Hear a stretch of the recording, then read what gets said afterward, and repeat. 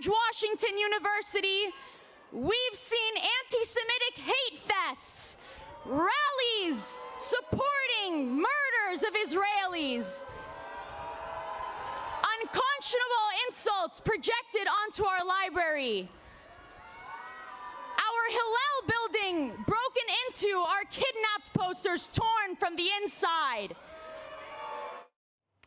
Very powerful yesterday at the rally in Washington, the March for Israel, where they believe there were 200,000 to 300,000 people who showed up. It's just an overwhelming moment on the Mall. And that was a George Washington University student telling her story in front of all of those who were gathered in support of Israel and Jewish people everywhere. She says the phrase "glory to our martyrs" was plastered on the side of the building. We showed you this back when this happened by the university's chapter of Students for Justice in Palestine. That group is now facing a 90-day suspension.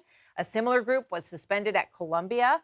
The school tells Fox that SJP initially refused to comply with university officials' directives to end the projections on the wall.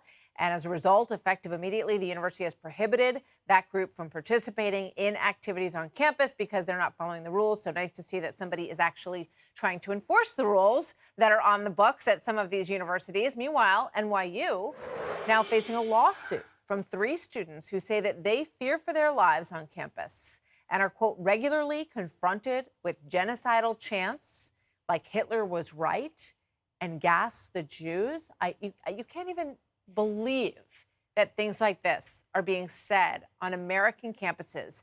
NYU calls the claim a one-sided narrative in their response to us.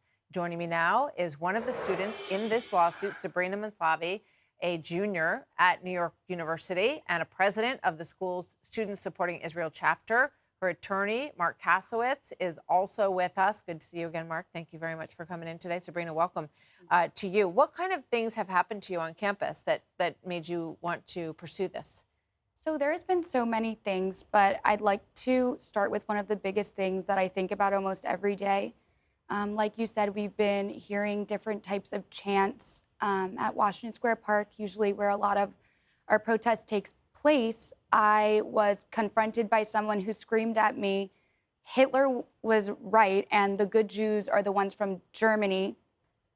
And I really, every night I think about this, how somebody at an NYU event said this to me, and then I can just see them in one of my classes.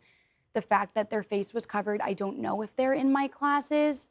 And I walked home that day fearful of my life. I cried the whole way home. I didn't go to my apartment in NYU. I went home to see my family because I did not want to be on campus. I didn't even want to go to class for the rest of the week. Have you gone back to class since then and back to NYU? So every day I come up with a dilemma where I wake up and I am so fearful of going to class because these students who say these things to us, who cover their face, are in our classes. Every morning I make the decision, and I make the decision to go to school because I'm paying so much money for my education. Education is really important to me, but the fact that I have to debate whether coming to class is safe anymore, I'm not getting the education that I pay for and the education that I deserve. So you've had people on campus come up and yell in your face? So NYU prides itself as having Washington Square Park as the heart of their campus.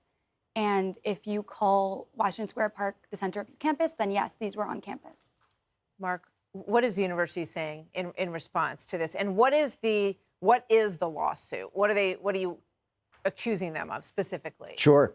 The lawsuit is brought under Title VI of the United States Code, which guarantees equality of treatment to students on university campuses, and that students on university campuses can't be discriminated against, harassed, or intimidated because of their ethnicity or their backgrounds.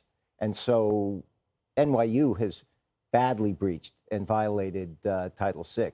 It has discriminated very, very sharply against Jewish students, not only since October 7th, but for years and years. And our lawsuit, which is very detailed and very specific, goes through the history of NYU's disparate treatment and discrimination and permitting intolerance of harassment against Jewish students for decades now. You know, it's almost like we woke up in upside down world, right? Because we were just, recently covering these stories, diversity, equity, inclusion, every single school bending over backwards to make sure that trans students felt comfortable, that safe spaces were provided for students. What do they say when you say to them, what happened to all of that? Why am I being persecuted because of my religion? So this happens a lot. A lot of times we see people taking down the pictures of hostages that has nothing to do with politics. And we have people getting things said to them that makes them feel unsafe. And when we report them, we get sent wellness links to school-provided therapy. Nothing else. Martha, it's quite extraordinary because our clients in this lawsuit, and we're dealing with a lot of other students in other lawsuits who've come to us to say that they have reported being harassed and intimidated on campus, being yelled at, trying to prevent posters from being torn down, just a variety of horrible treatment, right?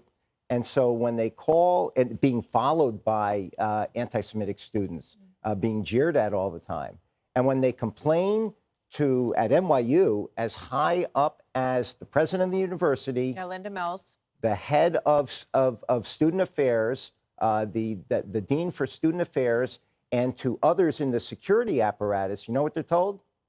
Call the wellness line. It's unbelievable. And I think there's just going to continue to be tremendous backlash from donors, which we've already seen.